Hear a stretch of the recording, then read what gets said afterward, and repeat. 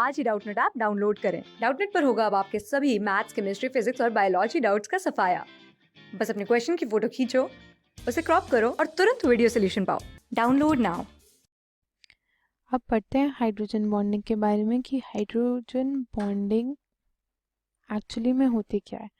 तो देखिए, अगर आपके पास कोई इलेक्ट्रोनेगेटिव एटम है जिसको मैं एक्स से रिप्रेजेंट कर रही हूँ, ठीक है, और उसके उसके साथ हाइड्रोजन जुड़ा है, ये क्या है, कोई भी इलेक्ट्रोनेगेटिव एटम, इलेक्ट्रोनेगेटिव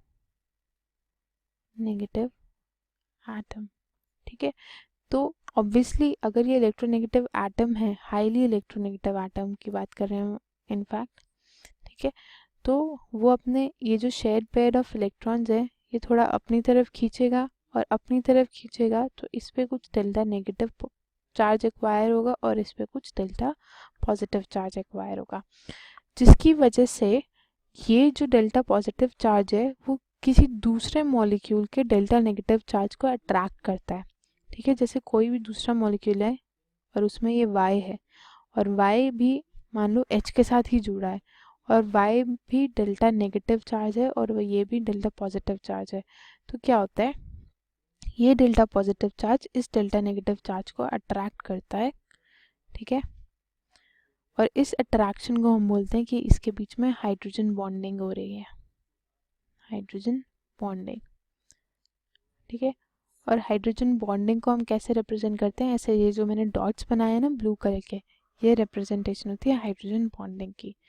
तो हाइड्रोजन बॉन्डिंग की एक कंडीशन होती है कि जो हमारा ये वाला इलेक्ट्रोनेगेटिव एटम होना चाहिए ना, ये एक तो इसका साइज स्मॉल होना चाहिए और इसकी इलेक्ट्रोनेगेटिविटी बहुत ही ज़्यादा होनी चाहिए, ठीक है। तो ऐसे एटम्स जिनका साइज स्मॉल हो और इलेक्ट्रोनेगेटिविटी ज़्यादा हो, वो हमें पता है तीन ही है, वो है हमारे फ्लोरीन, ऑक्सीजन और नाइट्रोजन, जिन्हें हम बोलते हैं फॉन। इनको याद करने के लिए हम बोलते हैं, जैसे डॉन बोलते हैं ना, तो इनको याद करने के लिए फॉन, फ्लोरीन, ऑक्सीजन और नाइट्रोजन।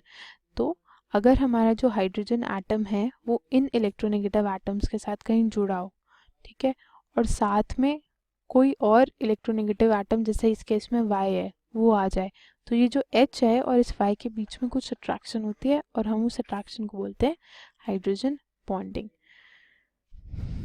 देखिए, अब जैसे हमारा क्लोरीन है, क्लोरीन की जो इलेक्ट्रोनेगेटिविटी होती है ना, वो ऑलमोस्ट बराबर होती है नाइट्रोजन की इलेक्ट्रोनेगेटिविटी के, पर फिर भी जो क्लोरीन है वो हमारा हाइड्रोजन बॉन्डिंग फॉर्म नहीं करता है। इन जैसे जनरल केसेस में वो हाइड्रोजन बॉन्डिंग फॉर्म नहीं करता है क्योंकि क्लोरीन का जो साइज है वो बहुत बड़ा है, ठीक है। हमने पढ़ा था कि एक कंडीशन है हाइड्रोजन बॉन्ड फॉर्म करने के लिए कि हमारा साइज होना चाहिए छोटा है, छोटा साइज होना चाहिए, पर क्लोरीन का साइज बहुत बड़ा होता है जिसकी वजह से वो हाइड्रोजन बॉन्डिंग फॉर्म नहीं करता है। पर कभी कभी ऑर्गेनिक कंपाउंड्स में हमें क्लोरीन भी ऐसा दिख जाता है कि भाई हाँ भी ये भी हाइड्रोजन बॉन्ड फॉर्म कर रहा है, वो इसलिए क्योंकि कार्बन और क्लोरीन की इलेक्ट्रोनेगेटिविटी में डिफरेंस इतना आ जाता है कि क्लोरीन बहुत ज़्यादा डेल्टा नेगेटिव चार्ज एक्वायर कर लेता है, जिसकी वजह से वो बहुत ही ज़ोर से जो H है डेल्टा पॉजिटिव उसको अट्रैक्ट करता है, जिसकी वजह से कभी कभी ऑर्गेनिक कंपाउंड्स में हमें दिख जाता है कि क्लोरीन भी हाइड्रोजन बॉन्ड फॉर्म कर रहा है। तो अब देखते हैं कुछ एप्लीकेशंस क्या, बल्कि हम कह सकते हैं कि उसके इस हाइड्रोजन बॉन्डिंग की वजह से क्या क्या इफ़ेक्ट्स पड़ते हैं ऑर्गेनिक कंपाउंड्स पे, वो देखते हैं। तो सबसे पहला इफेक्ट है हमारा melting point, high melting point, boiling point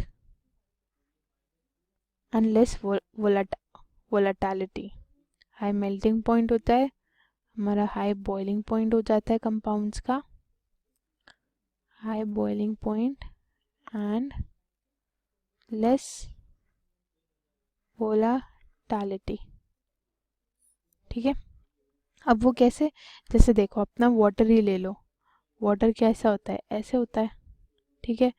अब ये डेल्टा पॉजिटिव, ये डेल्टा नेगेटिव, एक और हमारा हाइड्रोजन है, वाटर की जगह चलो अल्कोहल ले लेते हैं, ठीक है, अल्कोहल R, और ये भी नहीं आएगा, और ये डेल्टा नेगेटिव, ये डेल्टा पॉजिटिव। ऐसे ही यहाँ पर भी होगा, ये डेल्टा नेगेटिव, ये डेल्टा पॉजिटिव। ठीक है, अब इस डेल्टा नेगेटिव और इस डेल्टा पॉजिटिव के बीच में होती है अपनी अट्रैक्शन। तो ये जो अट्रैक्शन हो रही है इसको कहते हैं हम, ये हाइड्रोजन बॉन्ड फॉर्म हो रहा है। ऐसा ही और मॉलिक्यूल के साथ भी हाइड्रोजन फॉर्म ऐसे कर लेता है। तो इसकी वजह से क्या हो रहा है, अब मेल्टिंग पॉइंट क्या होता है, मेल्टिंग पॉइंट में हमारे जो दो अलग अलग मॉलिक्यूल्स होते हैं उनको अलग करना होता है, यानी कि उनके बीच के जो अट्रैक्टिव फोर्सेस होते हैं उनको तोड़ना होता है मेल्टिंग पॉइंट में, और बॉइलिंग पॉइंट में भी यही काम करना होता है। तो हाइड्रोजन बॉन्डिंग की वजह से ना हमें ना ज़्यादा एनर्जी देनी पड़ती है इनके दो मॉलिक्यूल्स के बीच के फोर्सेस को तोड़ने के लिए। वरना क्या होता है, अगर हाइड्रोजन बॉन्डिंग ना हो तो हाइड्रोजन बॉन्डिंग की जगह वैन डर वाल्स फोर्सेस होते हैं, और वो तो बहुत ही वीक फोर्सेस होते हैं। और हाइड्रोजन बॉन्ड जो होता है वो एक्चुअली क्या होता है, चार्ज पार्टिकल्स, एग्जैक्टली चार्ज नहीं, पार्शियल चार्जेस के बीच में अट्रैक्शन होता है, और वो तो बहुत ज़्यादा होता है ना। तो हाइड्रोजन बॉन्डिंग स्ट्रॉन्गर होती है वैन डर वाल्स फोर्स से, जिसकी वजह से हमें ज़्यादा एनर्जी देनी पड़ती है दो मॉलिक्यूल्स को दूर करने में जो कि हाइड्रोजन बॉन्डेड हो, जिसकी वजह से हमारा हाई मेल्टिंग या हाई बॉइलिंग पॉइंट हो जाता है। और हाई बॉइलिंग पॉइंट है, इसका मतलब वो देर से उड़ेगा। अब देर से उड़ेगा मतलब उसकी वोलेटिलिटी कम होगी। वोलेटाइल कंपाउंड क्या होता है, जो जल्दी से इवेपोरेट हो जाए।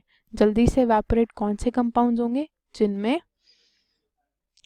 ये जो बॉन्ड्स है, जैसे हाइड्रोजन बॉन्ड्स जैसे बॉन्डिंग है वो नहीं होगी, है ना। तो क्योंकि ऐसे कंपाउंड्स में जैसे हमारे अल्कोहल्स होते हैं, और देखो कार्बोक्सिलिक एसिड्स है ना, उसमें भी ऐसी हाइड्रोजन बॉन्डिंग होती है। मैं दिखा देती हूँ एक स्ट्रक्चर, जैसे RC डबल बॉन्ड OH, ठीक है,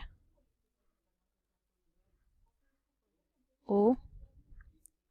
तो देखिए ये दो एसिड के मॉलिक्यूल्स थे और ये हमारी हाइड्रोजन बॉन्डिंग हो रही है, तो इनको अलग करने में मुश्किल होती है। तो हमारे जो अल्कोहल्स होते हैं, हमारे एसिड्स होते हैं, या हमारे अमीन्स होते हैं, देखिए ये अमीन है, ये एक और अमीन का मॉलिक्यूल, इसके बीच में भी हाइड्रोजन बॉन्डिंग हो रही है ना। तो ऐसे हाइड्रोजन बॉन्ड को तोड़ने के लिए हमें ज़्यादा एनर्जी चाहिए होगी। तो ऐसे जो अल्कोहल्स, एसिड्स, अमीन्स है, इनका जो मेल्टिंग पॉइंट और बॉइलिंग पॉइंट बहुत ज़्यादा होता है in comparison to other compounds, और इनकी वोलेटिलिटी भी कम होती है।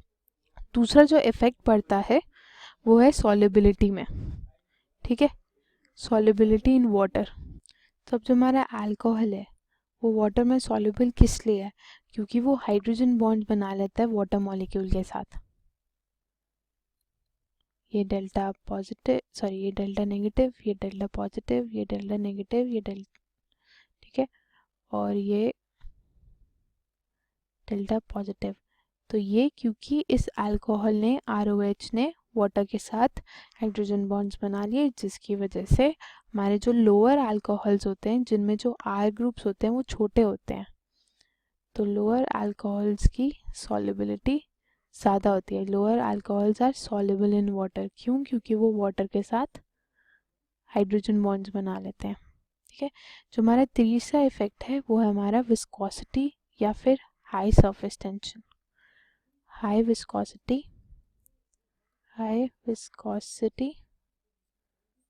And high surface tension. High surface tension, तो हाई विस्कोसिटी और हाई सरफेस टेंशन क्यों होती है, क्योंकि जो कंपाउंड्स हाइड्रोजन बॉन्ड फॉर्म करके रखते हैं वो एसोसिएटेड रहते हैं, एक दूसरे के साथ जुड़े हुए रहते हैं, है ना। तो उनका जो क्या कहते हैं मूवमेंट है वो थोड़ा कम हो जाता है, यानी कि उनका फ्लो जो होता है वो थोड़ा डिफ़िकल्ट हो जाता है, जिसकी वजह से उनका हाई विस्कोसिटी हमें देखने को मिलती है और हाई सरफेस टेंशन देखने को मिलती है। तो ये थे हमारे हाइड्रोजन बॉन्डिंग का बेसिक कंसेप्ट, और उसके कुछ इफेक्ट्स देखे हमने। सॉल्युबिलिटी पे देखा, हाई मेल्टिंग और बॉइलिंग पॉइंट पे देखा, और विस्कोसिटी और सरफेस टेंशन पे देखा। नेक्स्ट वीडियो में हम पढ़ेंगे दो तरह की हाइड्रोजन बॉन्डिंग, एक होती है इंटरमॉलिक्यूलर हाइड्रोजन बॉन्डिंग और एक होती है इंट्रामॉलिक्यूलर हाइड्रोजन बॉन्डिंग। क्लास 6 से 12 से लेके नीट, IIT, जेई मेंस और एडवांस के लेवल तक 10 मिलियन से ज्यादा स्टूडेंट्स का भरोसा। आज ही डाउनलोड करें डाउटनेट ऐप या व्हाट्सएप कीजिए अपने डाउट्स 8400 400 400 पर।